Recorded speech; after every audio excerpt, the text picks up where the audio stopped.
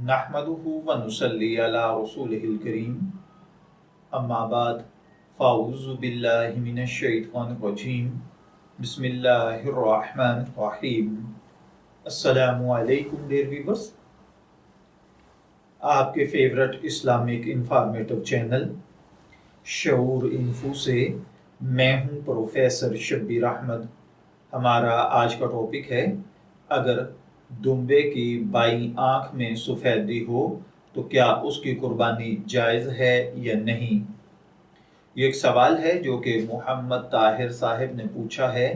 वो कहते हैं कि मैं एक दुम्बा लेकर आया जिसको मैंने कुर्बानी के वक्त पर देखा कि उसकी आंख में सफ़ेद झल्ली मौजूद है, क्या उसकी कुर्बानी करना जायज़ है या नहीं।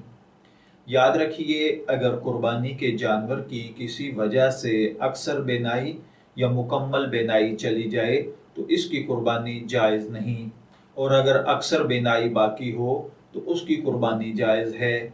इस सूरत में अगर दुम्बे की आँख में सफ़ेद झल्ली की वजह से आँख की बेनाई मुतासर हो और उसके सबब आँख की अक्सर बेनाई चली जाए तो इसकी कुर्बानी जायज़ नहीं होगी।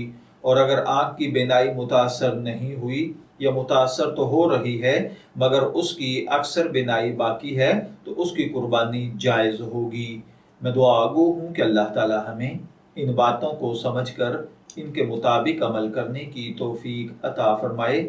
शब्बीर अहमद को इजाज़त दीजिए, फिर हाजिर होंगे किसी नए टॉपिक के साथ।